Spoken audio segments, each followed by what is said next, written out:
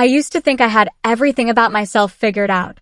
I wasn't wild, I wasn't confused, and I wasn't one of those people who seemed to be searching for who they were. At least, that's what I believed. I had done everything the way people expected me to, dated boys in high school, smiled for pictures at dances, accepted the flowers and awkward first kisses. It all felt fine. Nothing was particularly wrong, but nothing ever lit me up inside either. Love, for me, was like following instructions in a manual, mechanical, predictable, expected. That belief shattered the day I met Maya. She arrived in the middle of the semester, a transfer student who stood out instantly. Not because she was loud or flashy, but because she seemed to walk into every room with a sense of quiet certainty. Her presence was magnetic. She had this way of carrying herself, confident but not arrogant, calm but not dull, that made people naturally turn toward her. She didn't need to try. The first time we spoke was ordinary, almost forgettable in anyone else's story. She stopped me in the hallway, tucking a loose strand of hair behind her ear, and asked if I knew where the library was. A simple question. But the moment her eyes met mine, something strange happened. My throat tightened, my voice stammered, and I suddenly became hyper-aware of how close she was standing.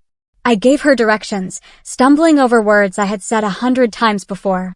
She smiled politely, thanked me, and walked away. It should have been nothing. But it wasn't. That night, I kept replaying the brief encounter in my head. Her voice lingered like a song stuck on repeat. Her eyes, warm, curious, almost playful, had left an imprint I couldn't shake. I told myself I was just impressed by how cool and confident she seemed. But deep down, I knew it was something else. Over the next few weeks, we crossed paths more often. We sat near each other in lectures, exchanged jokes about professors, and grabbed coffee between classes.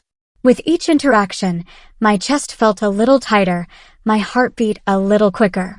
She had this laugh that could fill an entire room, and I found myself waiting for it, just to feel that ripple of warmth it sent through me. What confused me most were the little things, the way her arm brushed mine when we walked side by side, or the way she leaned in close when she whispered a sarcastic comment in class. Each touch, each glance sent sparks through me that I had never felt with boys. It wasn't just friendship. It was something else, something new, something I didn't dare name. At night, lying in bed, I caught myself thinking about her smile, her voice, her hands.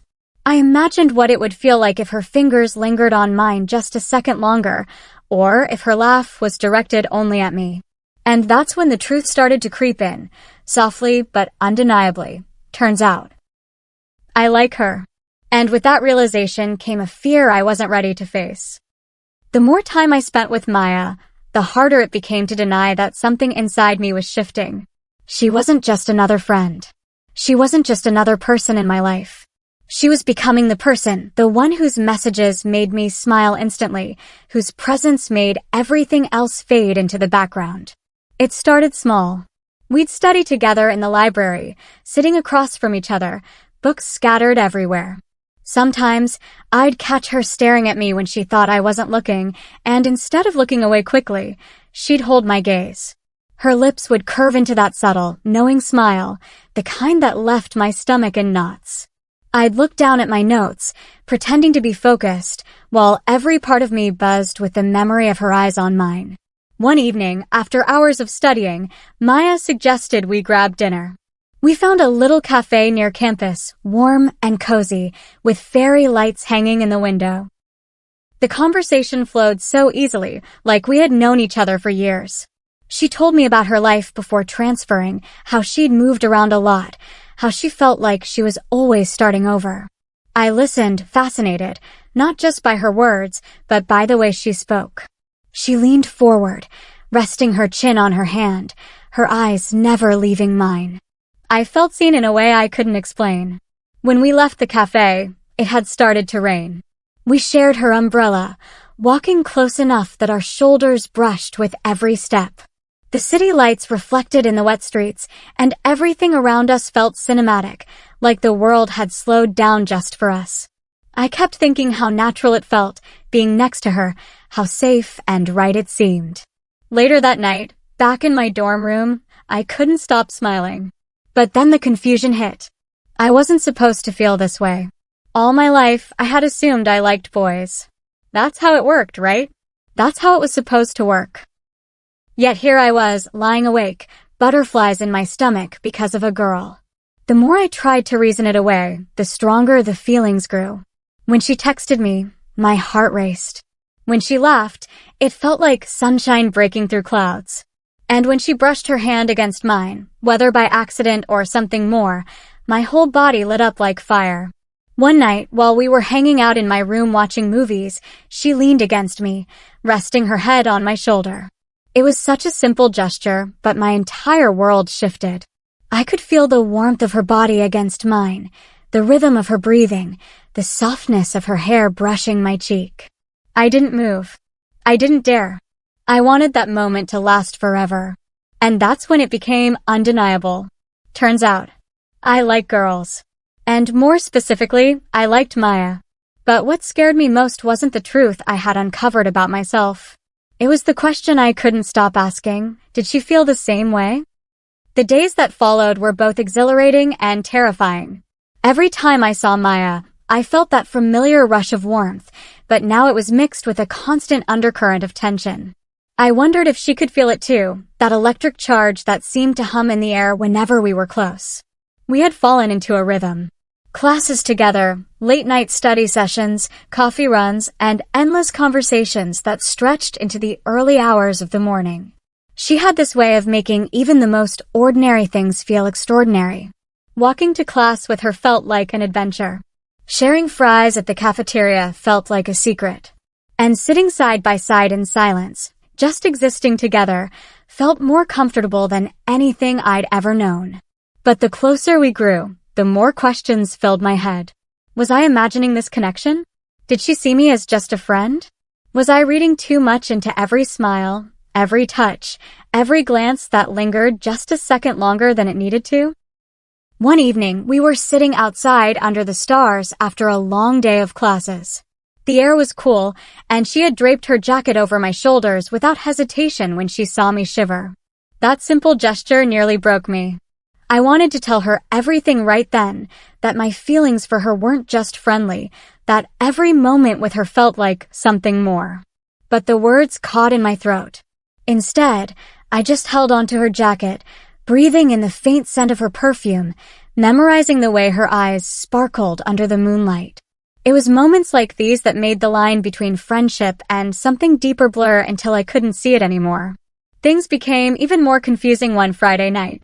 A group of us had gone out to a campus party. The music was loud, the lights flashing, people dancing and laughing everywhere. I wasn't much of a party person, but Maya was there, so I went. She danced freely, completely at ease, her hair falling into her face as she moved to the music. I couldn't take my eyes off her. At one point, she grabbed my hand and pulled me into the crowd.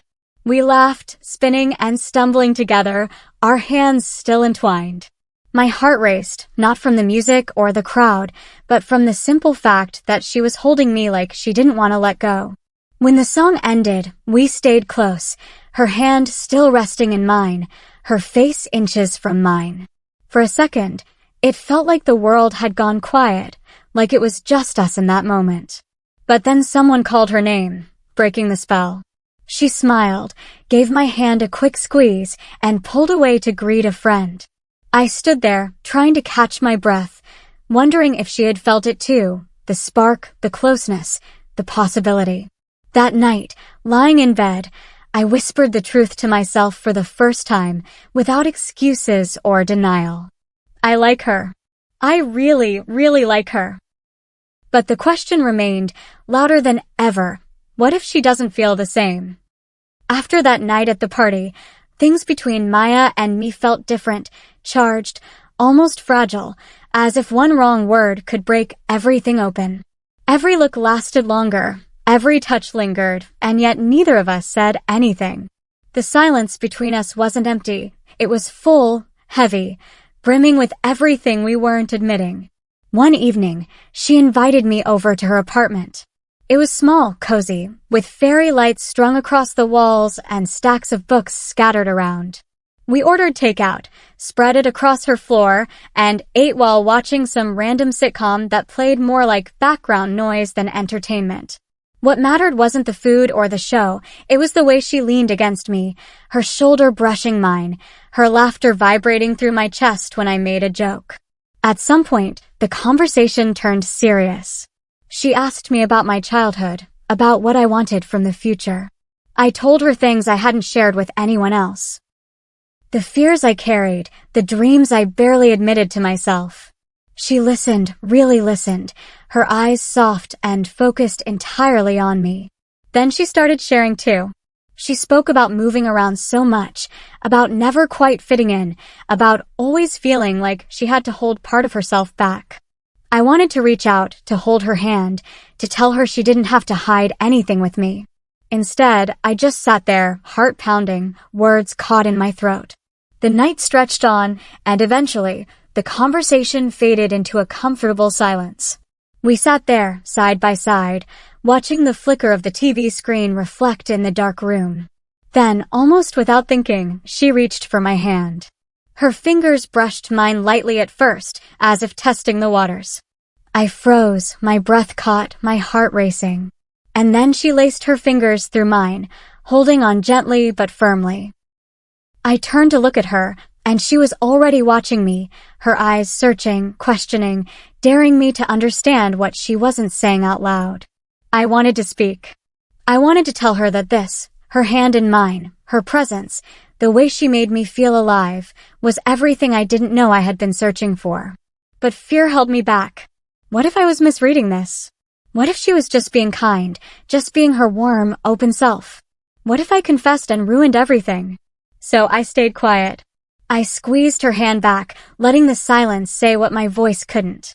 For a long time, we sat there like that, two people caught in the in-between, holding on to something that was both fragile and undeniable. Later, when I finally left her apartment, the feel of her hand in mine lingered long after I walked away. And I knew, with more certainty than ever before, that there was no going back. Turns out, I like girls. And I was falling for her. The days after Maya held my hand were different. On the surface, everything seemed the same. We still went to classes together, shared coffee breaks, and traded late-night texts filled with jokes and memes. But beneath the ordinary routine, something had shifted. I felt it in the way she looked at me, in the pauses that lingered just a little too long, in the unspoken questions hanging between us. I couldn't stop thinking about her touch. The way her fingers had interlocked with mine played in my mind on repeat, a loop of warmth and comfort that both thrilled me and scared me senseless. I wanted more. I wanted to reach for her hand again, to close the distance, to admit out loud what my heart was already screaming. But fear still pressed down like a weight. What if I risked everything and lost her? One afternoon, as we sat in the library, Maya leaned closer than usual. Her arm brushed mine, and she didn't move away. Instead, she whispered, "You're awfully quiet today." What's on your mind? The truth sat right there, begging to be spoken. You. Always you. But the words never made it out. Instead, I shrugged, muttered something about being tired, and hid behind my notebook. She gave me a look that told me she didn't believe me, but she didn't push. That evening, though, everything almost came undone. We were walking back from a study group, the air crisp with the first hints of autumn. The campus was quiet, leaves crunching under our feet. Maya suddenly stopped and looked at me, her expression serious. "Can I ask you something?" she said softly. "Of course," I replied, my chest tightening. She hesitated, biting her lip, as if weighing whether to speak. "Have you ever felt different? Like you don't fit into what people expect of you?" Her words hit me like an earthquake. My breath caught, my mind racing. Did she mean what I thought she meant? Was this her way of telling me something, of reaching out, of testing if I felt it too? I wanted to say yes. I wanted to pour my heart out, to tell her that I understood, that every day with her had shown me that I wasn't who I thought I was. But fear won again. My throat closed, and all I managed was, "Yeah, sometimes." She studied me for a long moment, as if searching for something in my face. Then she gave a small, almost sad smile, nodded, and started walking again. That night, lying in bed, I replayed the moment over and over. What if that had been it, her opening, her chance to confess, and I had let it slip away? For the first time, the fear of losing her outweighed the fear of speaking. And deep down, I knew it couldn't stay unsaid much longer. I spent the entire week thinking about that walk with Maya. Her question echoed in my mind, have you ever felt different? And the way her eyes had lingered on mine made me wonder if she had been trying to tell me something. Maybe she was waiting for me to be brave, waiting for me to meet her halfway. By Friday, I couldn't take it anymore. The fear of saying nothing, of letting this slip into silence, felt heavier than the fear of rejection. So when she invited me to study at her apartment again, I told myself, this time I'll say it. I have to. Her apartment looked the same as always, warm, cluttered, lived in, the fairy lights casting a soft glow across the walls. She greeted me with her usual smile, one that made my chest ache with how much I wanted to be the reason behind it forever. We settled in with our books, but my mind was too restless to focus. My heart was beating so loudly I was sure she could hear it. At some point, she closed her textbook with a sigh. You're distracted, she said, tilting her head to study me. Something's up. This was it. My moment. I opened my mouth, but no words came out. Instead, I just stared at her, at the way her hair framed her face, at the softness in her eyes. She reached out, resting her hand lightly on mine. You know you can tell me anything, right? The touch nearly unraveled me. I swallowed hard, forcing the words out, my voice barely more than a whisper. Maya, I think I know I feel something for you. More than just friendship. The silence that followed was deafening. My stomach dropped, panic rising. But then she squeezed my hand, her lips curving into the faintest, most tender smile.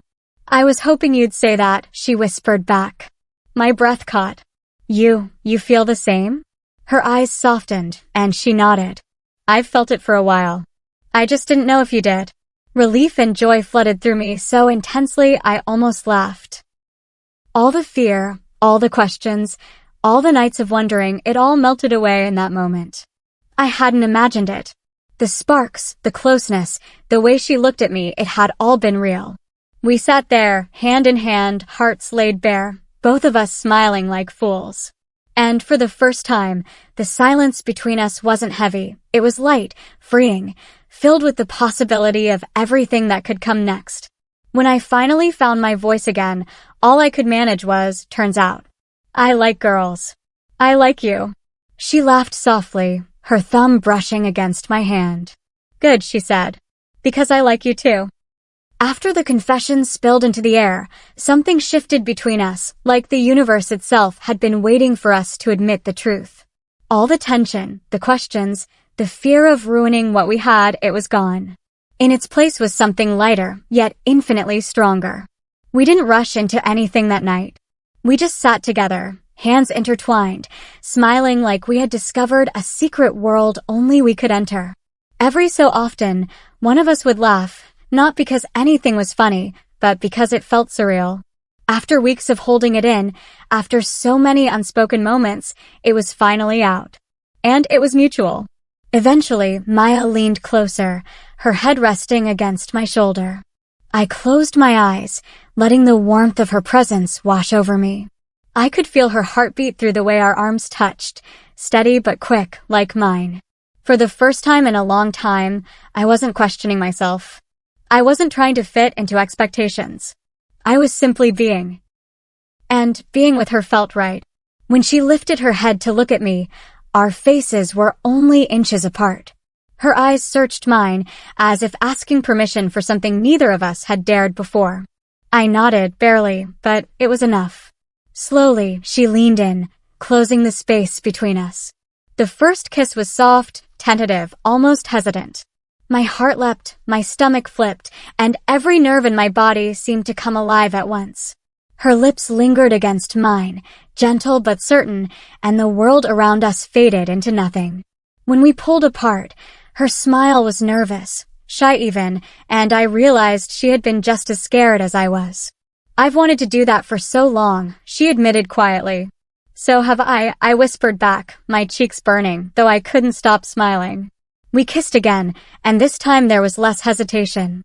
Still soft, still careful, but with a warmth that went deeper, a sweetness that said more than words ever could. Each second was a confirmation, a promise, a beginning. The rest of the night passed in a blur of conversation and quiet touches. We sat tangled together on the couch, our hands never letting go, occasionally sharing shy kisses in between bursts of laughter. It wasn't about passion or intensity, it was about intimacy, about the comfort of being truly seen and accepted. When I finally left her apartment that night, my lips still tingled from her kiss, and my heart felt lighter than it ever had. The world outside hadn't changed, but I had. Because now I knew who I was, and I knew who I wanted. Turns out, I like girls. And I was falling in love with Maya. The morning after that first kiss, everything around me felt brighter. The world looked the same, students rushing across campus, professors carrying stacks of papers, the hum of daily life. But inside, something had shifted. My heart carried a secret that wasn't heavy at all. It was light, like a song I couldn't stop humming. Maya and I didn't talk about what we were right away. We didn't need to. There was an unspoken understanding between us now, woven into every smile, every glance, every brush of her hand against mine. We were no longer just friends, but we also weren't rushing to label it. We were simply letting it unfold, one moment at a time. At first, the changes were small. She'd walk me to class and casually slip her hand into mine when no one was watching. We'd study together, and sometimes, in the middle of a sentence, she'd lean in and kiss me softly, leaving me both distracted and glowing for the rest of the night. Even the simplest things. Sharing a sandwich, laughing over inside jokes, sitting side by side in silence, felt like treasures I wanted to hold on to forever. But there were challenges too. In public, I caught myself pulling my hand away quickly, glancing around to see if anyone had noticed. My chest tightened with a mix of pride and fear. Pride, because I was finally embracing what I felt. Fear, because I didn't know how the world would react. Maya noticed. One afternoon, as we sat under a tree on the campus lawn, she asked softly, "Are you scared?" I hesitated, then nodded. A little. Not of us. Just of what people might say. She squeezed my hand gently, her expression tender. "We don't have to rush. We'll figure it out together." Her words soothed me, because that's who Maya was, steady, patient, and endlessly kind. She didn't push me to be braver than I was ready to be, but she never let me forget that she was there, waiting whenever I wanted to step into the light. The weeks that followed felt like a dream. We spent long evenings watching movies curled up on her couch, whispering secrets and stealing kisses between scenes. We went grocery shopping together, playfully arguing over which snacks to buy, and it felt so natural, so domestic, like we were building a little world of our own. Every day with her, I discovered something new, her love of poetry, the way she hummed when she cooked, how she tapped her fingers when she was thinking. Each detail pulled me in deeper, and I realized I wasn't just falling for the idea of being with a girl, I was falling for her. One night, as I walked back to my dorm after another evening together, I caught myself whispering the truth out loud into the cool night air. I think I'm in love with her. And for the first time, the words didn't scare me. They felt right. As the weeks passed, being with Maya began to feel like the most natural thing in the world. She wasn't just my crush anymore, or even just the girl I had kissed for the first time. She was my partner, my safe place, my reason to smile through even the hardest days. With her, I felt more like myself than I ever had before. But the world outside our little bubble wasn't always so simple. On campus, I found myself constantly aware of how close we stood, whether anyone noticed the way her hand brushed mine, or how my gaze lingered on her a second too long. I hated that fear, but it was real. One afternoon, while walking across the courtyard, she reached for my hand without hesitation. My stomach flipped. Students were everywhere, laughing, talking, watching. I hesitated, my instinct to pull back. But then I looked at her. The steadiness in her eyes, the way she held herself with quiet confidence, it gave me courage I didn't know I had. So I didn't let go. I laced my fingers through hers and kept walking. My heart pounded, but for once, it wasn't fear that drove it. It was pride. Pride in her. Pride in us. That small act changed everything. From then on, we stopped hiding. We didn't make a big announcement, but we stopped pretending, stopped shrinking ourselves down to fit what the world expected. Some people gave us looks, some whispered, but others smiled, even cheered us on quietly. And through it all, Maya's hand never left mine. At night, when we lay tangled on her couch, she'd sometimes whisper, "You're braver than you think." I'd smile, knowing the truth, that she was the reason I was brave at all. The moment that truly sealed it for me came one crisp evening as autumn leaves scattered across campus. We were sitting on a bench, bundled in jackets, sipping hot chocolate we'd bought from a street cart. I watched her laugh at something I'd said, her cheeks flushed from the cold, her eyes shining. And suddenly, it hit me with full force. This wasn't just a phase. This wasn't confusion. This wasn't me experimenting or being unsure. This was real. This was love. I turned to her, heart thundering, and whispered, "I love you." She froze for a moment, her eyes wide. Then her whole face softened, her smile blooming brighter than I'd ever seen. "I love you too," she said, her voice steady and sure. And just like that, the world felt right. Looking back, I realized how far I had come.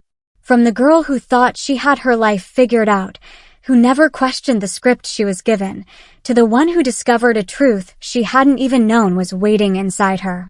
A truth that changed everything. Turns out, I like girls. Turns out, I love Maya.